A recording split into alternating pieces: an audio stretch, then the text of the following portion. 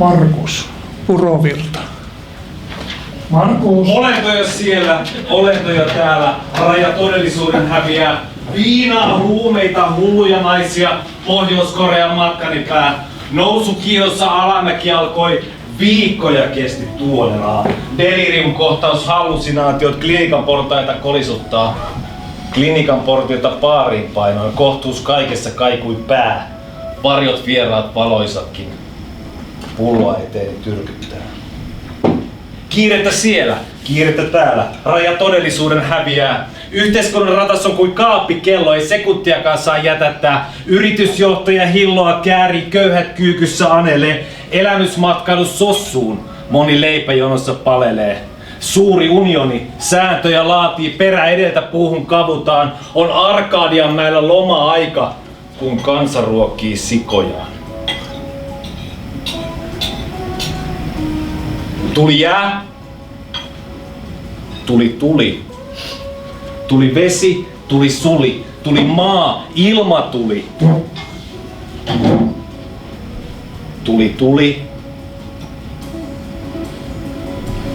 Jää tuli. Näin.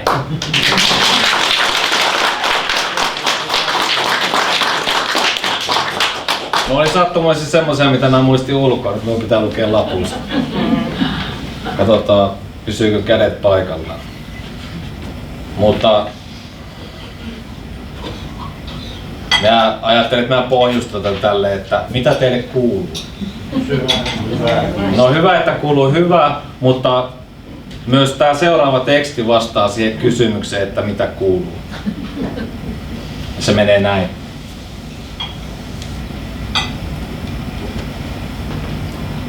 Väsymyksen ääni on huokaileva sekavuus. Kuoleman ääni hiljaisuusko. Elämän ääni kirjossaan kuoleman hiljaisuuskin. Kurjuuden ääni lohulliset siniset sävelet. Voiman ääni täynnä säteilevää keltaista. Syvyyden ääni kaikuu heijastuksena oikeasta syvyydestä. Tyhjyyden ääni pyytää. Valon ääni maalaa varjoja. Ajan ääni kertoo menneestä. Surina pistää. Sisäinen ääni kertoo suunnista. Varoituksen ääni on minulta huomioimatta. Askelten kopina selittää lähdön, saapumisen, askeltajan. Oven ääni, liikkeen ääni, mässytys on kauhea tapa. Julkiset tilat täytetään täyteäänellä. Pelon ääni värisee.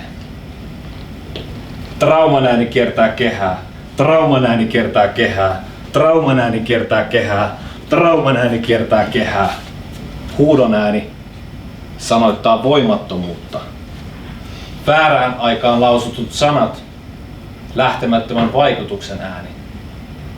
Metsän ääni soittaa sisäistä laulua. Korkeimman ääni, oma tuntoko. Maailma kohisee ja avaruus on mykkä. Näin se meni.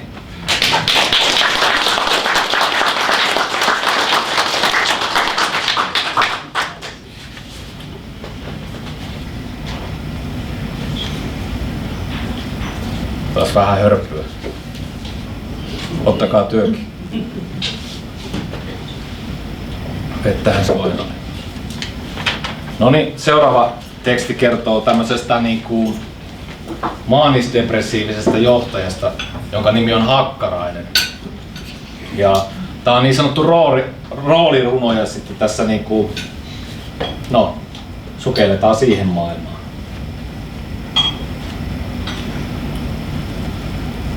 Kello jauhaa, aikaa, joka puolella kenen, minunko? Onko kiire ajan puoli? Kaiketi, en tiedä. Unihoitaja liikehtii ja korot kopisevat, hyvältä näyttää. Ja on muuten ääniä. Tikitystä, hönkäilyä, haukottelua, tuhinaa, nivelten pauketta, kahvikupin kolinaa, rapsutusta, hiusten sukimista, puheen sorinaa, syömisääniä. Ne ovat kauheampia. Joku yskii. Näen jo äänet, väreinä ne liikkuvat. Sinkoilevat aikataulussa kuin autot reiteilleen. Alkaa käydä sietämättömäksi tässä melussa. Unettomuus tekee temppuja. Pari tuntia tällä viikolla, kädet tärisee, mieli kärpän juoksussa, autot porisee, kengät hiertävät. Nyt fokus. Taivutaan sen ministerin ympäri. Voimaa on, ajatuksia löytyy, energiaa. Keho saa luvan kestää perässä. Unilääkkeet ovat hampuuseille. Seille. Se ei ole muuten kala. Jos olisi 2 kalaa, Seija lohi. Se on nimiruokaa. Vain 5 leipää uupuu. Ei saatana, yritä jotenkin. Laskut hoidettu, autot liikkeelle, vaimolle kukkia, minä osapuilleen tässä. Nukun, kun suuntaan alas. Sitten ehdin rypeä mustassa meressä. Multaan mustaa, mustaa kultaa, öljykylpy, mustaa väriä elämään. No niin, nyt rauhoitun. Hoitajat pitävät muuten hulluna. Ehkä olenkin. Tyhmät luulevat itseään viisaiksi. Tyhmiä kun ovat. Entä älykkäät? Entä hullut? Kun on riittävän hullu, ei enää tiedä olevansa hullu. Hulluinta kai on, kun tietää olevansa hullu, eikä voi hulluuteensa vaikuttaa. Ensiksi mainitut pyörittävät maailmaa. Olenkohan sitä porukkaa? Niin, pyörittävät maailmaa. Maata ja ilmaa, molempia. No niin, rauha. Sekin on muuten nimi. Nyt rauhoitun. Tästä ei tule kukaan tietämään. Kohta ovi kolahtaa auki ja nimeni mainitaan. Niin se menee.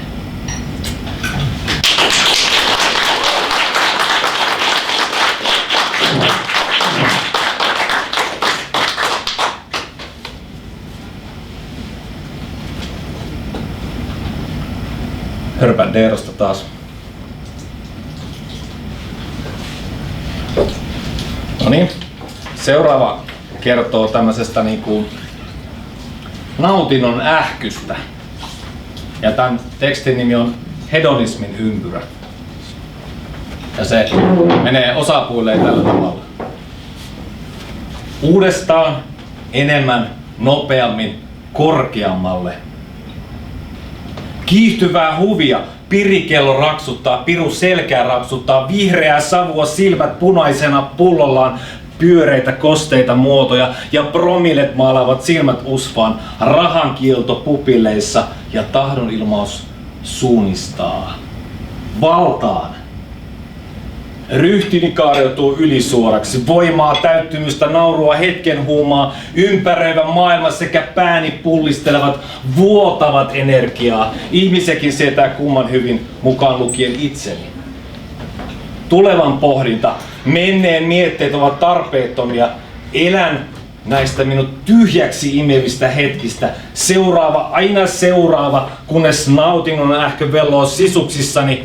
Himoa seuraa toinen, ja ovat sisäkkäin kuin nainen ja mies. Huuma päättyy. Odotus alkaa.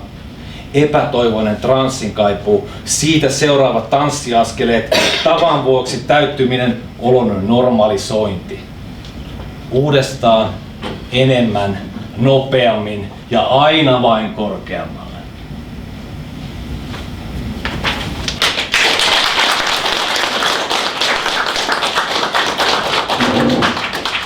No niin, sitten seuraavaksi on vuorossa pari tämmöistä lyhkästä.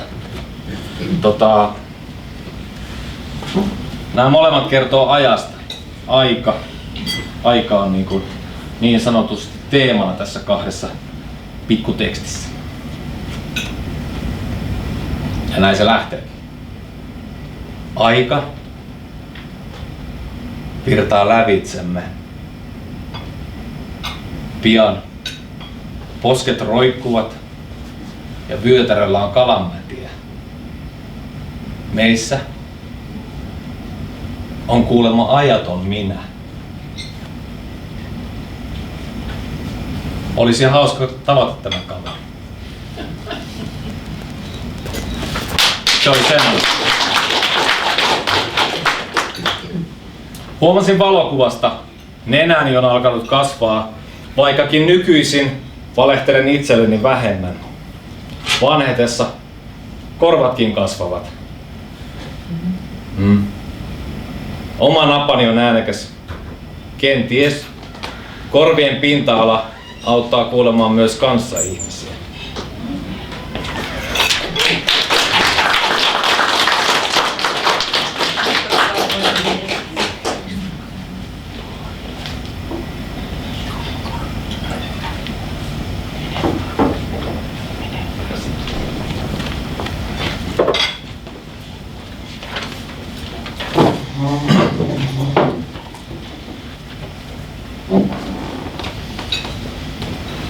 Ympärilläsi on vähälahjaisia laiskoja saamattomia typeryksiä, valaisee tietäväinen Freud-herrasmies. Hän on samaa väkeä. Eräs mainituista tarrautuu käteen julistaen elämään turhaa ilman sinua, tai kenties sittenkin olen turha ilman häntä. Tämä roikkui surkeasti 10 vuotta käsipuolissani. Hyvin läheinen. Tarjosi kaiken ilman kiitollisuuden velkaa. Viinat, huumeet, naiset, kiinnostavan seuran. Tarjosi elämäntapansa. Pelokas. Hakee. Väsymättä hyväksyvää huomiota. Kiitosta. Tarttuu iilimadon tavoin kuristaiden huomioon. Solvaa itsekääksi yrittäessäni itsenäisyyttä. Häpeävä. Kääntää defenssin kohti. Pyytää olemaan kaltaisensa näkymätön kyyryselkä, lamaantunut nahjus vailla oman arvon tuntoa ilman syytä. Elämän rampauttava mikrokosmos tarjoaa myös minulle.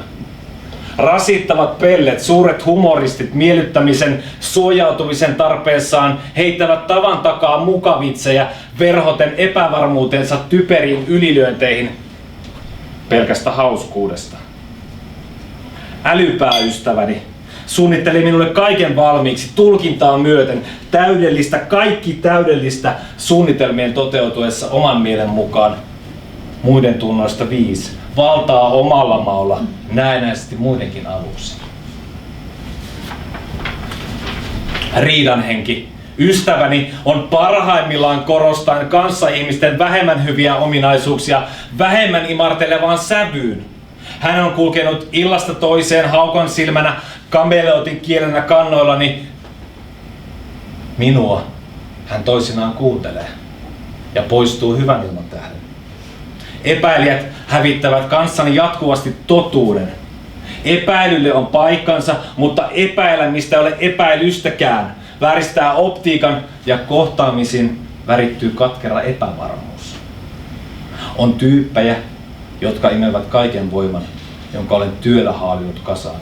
Kuiskuttelu sekä epämääräinen vihjailu saa viimein uskomaan masennukseen. Jäätäjä hiipii ihoni alle. Hän tietää kykyni majailevan vain tunnetilan päässä. Helpotusta ei minulle suoda, vaan tilanteen selkeytyessä häpeällä kutsutaan paikalle.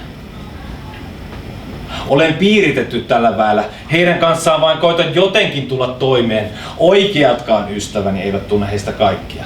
En itsekään. Sosiaaliset, yksityiset, kuvitellut minäni, naamiot, persoona.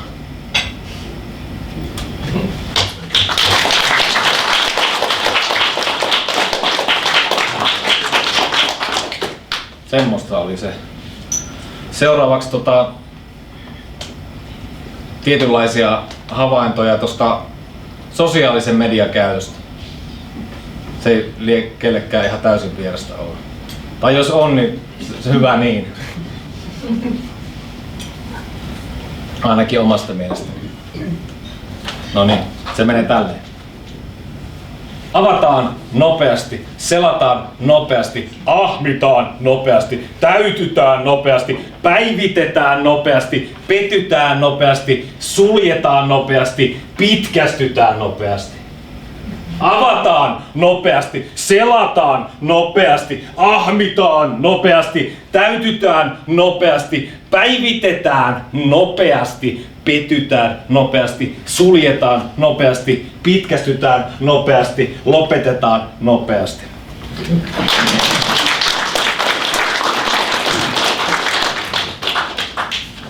No niin. Seuraavaksi tämmönen omassa mielessä tällainen sanamaalaus. Ja se tarkoittaa sitä, että olen keksinyt ihan itse tähän tämmöisen uudissanan kuin sotaatio. Ja se tarkoittaa sitä, että mielessä kun vilisee monenlaista, niin sitten se tarkoittaa assosiaatiota ja assosiaatioiden sotaa. Elikkä sotaatio. No niin, oliko riittävä pohjustus? Jos ei ollut, niin ei se mitään. No niin, se menee tälleen. Meneekö se tälleen? Menee se. Tästä syntyy sanamaalaus. Väännös, köynnös, kuristeleva, kurkistelen kahleiden takaa, makaan väkinäisyyden sohvalla, päässäni jäisessä loisii turhat mietteet.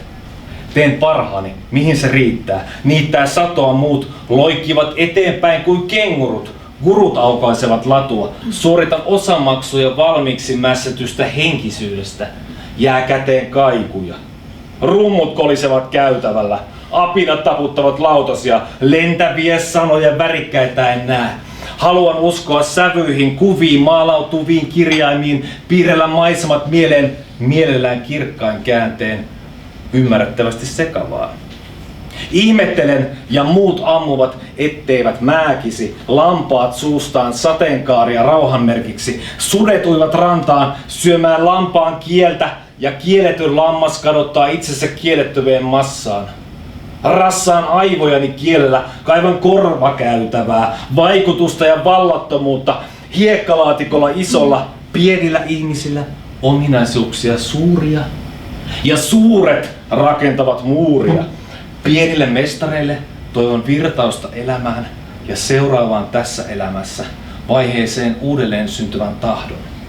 Sanoa siis, tästä syntyisi sanamaalaus, väännös kääntäen ylösalaisin, se on järkevää. Sanojen kuvaa alimmasta tajusta.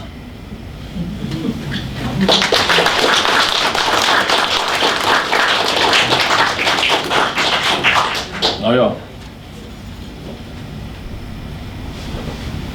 Seuraavaksi sukelletaan. Tervetuloa vaan peremmälle vaan. Seuraavaksi sukelletaan tämmösen niinku mielen matalapaineeseen niin sanotusti.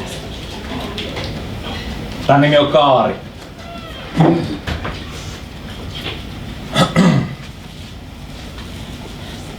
Ikäväni kaarta, kiiruhdan karkuun metsäsielussani, läpi lähmäisten juottoloiden puolisilmäisten puolivillaisen jorinan savuun pakenen. Etsin levollisuutta yksinäisyyteni kiireessä. Unen lampi lupaa lohdutusta. Kukun kauhusta hereille. Voimattomana käyn vastaan sängyn gravitaatiota. Takana henkilöhistoriani epäonnistumisen muhju, viitat lahonneet tulevaan ja nyt on paineen valon kaksiulotteinen putki.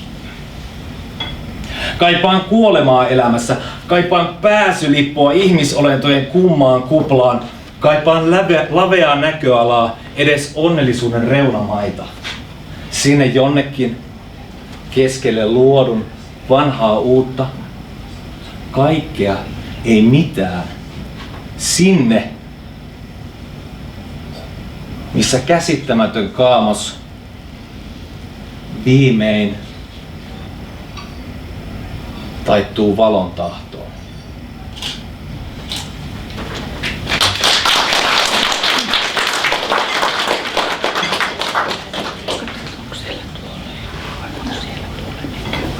Päätin jättää kaiken. Päädyin syvään hämärään, yksityiskohtaiseen maalaukseen, joka voimallaan muistuttaa kammottavasti elämääni. Pimeys syleilee pelkoani enää vain ystävänä. Minä yönpeto olen. Minä pimeyttä jahtaan. Se ei koskaan ollut tää päinvastoin. Jälleen kutsumattomat varjot peittävät aamusäteet. Eikä jättää kaikki tarkoita mitään. Pakenen sanojen kuviin palatakseni uneksimaan todesta.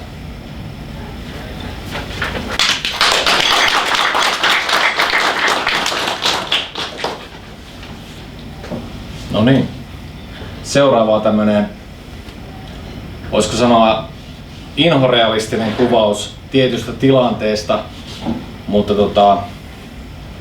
vaikka olenkin kirjoittanut tämän minä-muotoon, niin se ei tarkoita, että kaikki tästä olisi just niin kuin sanotaan. Tai jotain sellaista, pienenä pohjustuksena. Mikään ei pidä paikkaansa. Kotona latkin salaa rommia legendaarisesta piilopullosta. Pönkitän hajanaista sisusta, valonvarjoista mosaikkia, häpeään, kauhuun, pelkoon, kuka mihinkin vaivaan tai vaivattomuuteen.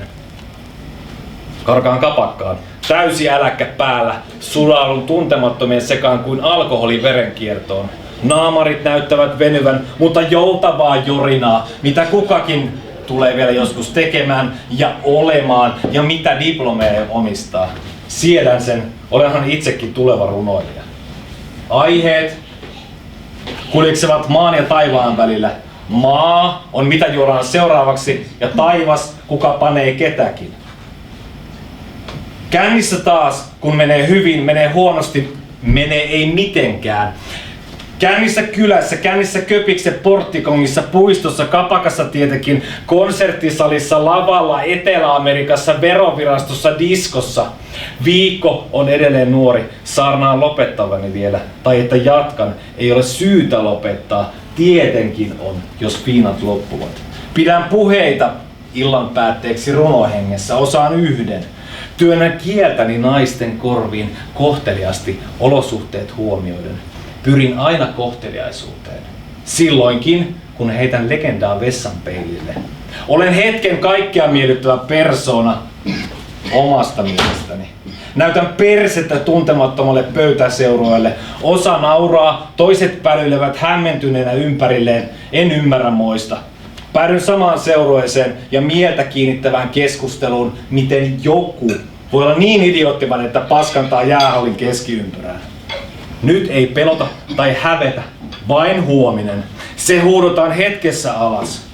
Oluella, rommilla, lakulla, maidolla, viskillä. Miksipäs ei? Piereskelen metelissä surutta ja syytän muita.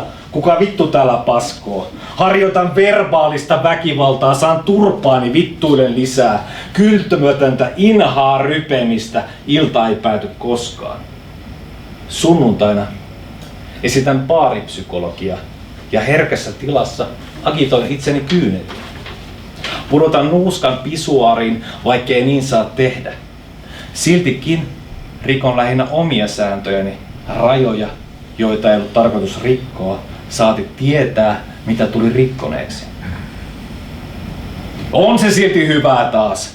Alan herttaisen filosofiseksi, vaikka tajuan olevani vain typerys huojentamassa painoa hartioiltaan. Haukun siis kanssaihmisiä. Perusteluksi riittää aina, olen kännissä. Kuseksin kadulle, sammun puistoon, joudun putkaan, oksana jonkun tuopiin, tanssin hieman, vähän selviän. Tämä on sitä nollausta. Nollaus jatkuu jatkoilla. On kyllä hyvä jätkä. Joku yrittää löytää kitarasta kieliä, musiikki pauhaa ja päälle veistetään Kaija Koota. Joku muistaa sanojakin, tinakengätelleen muuta. Karmeaa kuultavaa, varsinkin naapurille. Moraali on löyhää ja kuka sitä kaipaakaan. Vaaroista varotellaan, mutta ihmisyyttähän tämä vain on. Viimein päädyn yksin vessaan ja koitan runkata. Ei siitäkään mitään tule. Tämä ilta päättyy todennäköisesti housut kintuissa lattialle. Aamulla veikkauksen voi todeta osuneen. On dekadenttia, olkoot, kun kerrankin mieli on näin vapaa ja selvillä vesillä. Maanantait ovat sitten loppuviikon odotusta varten, varsinkin jos on taivaassa kirotussa taivaassa, kännissä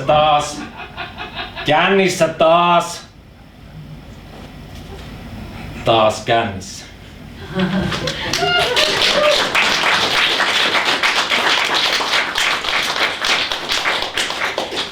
Joo, kiitoksia vaan kovasti. Tosi hyvin nähty. Toivottavasti siinä ei ole mitään seassa. No niin, sitten on vielä muutama teksti. Ja tätä mä haluan sen verran pohjustaa tätä, että mä en yleensä kirjoita mitään rakkausrunoja tai sellaista, koska se on mun mielestä kiusallisia ja niistä tulee ihan helvetin huonoja. Mutta nyt sitten sattumoisi kirjoitin tuossa 2-3 viikkoa sitten semmosen ja tää nyt toimittaa sen virkaa. Katsotaan mitä pidätte vai pidättekö ollenkaan. Se menee näin. Yö saavuttaa lakensa. Minä usvaan kietoutuneena, vaikka luulen udun lankeavan vain alaville maille, jossa kesälläkin pakastaa. Majesteettiset pilvet ovat vyöryneet tähtien tielle ja puut kuiskivat tyvenessä toisilleen sarastuksesta ja tähdistä, jotka näkemättäkin ovat. Rauhallisesti eksyksissä on tunnusteltava askelmiaan, kuultava pimeän ääni, suoilman eltaantunut katku, raapivat varjot niin kauan, näkemättä eteensä, etsiä kuu ulvottavaksi, kunnes hämärä tarttuu verkkokalvoihin ja yön kauhut syleilevät hetkisen hyvästiksi.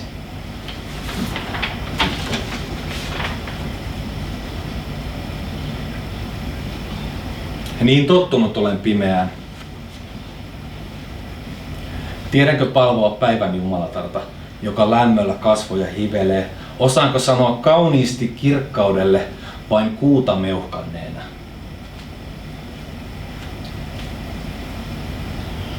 Tahdon tuntea tukevasti, kun jykevältä rannalta tuijottaa kaukaisuuteen, missä virtaus polveilee. Ja sieltä jostain toinen kurottaa vastaan. Ja vailla turhaa epäilyä saatan yrittää eksyä myös keskipäivään.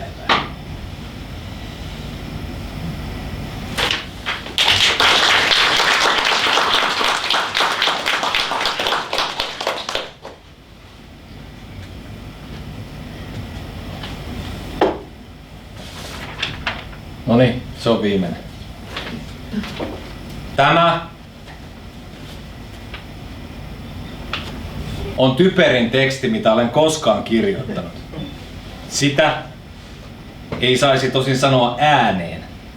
Ihmisille ei jää ihmeteltävää ja jännite katoaa.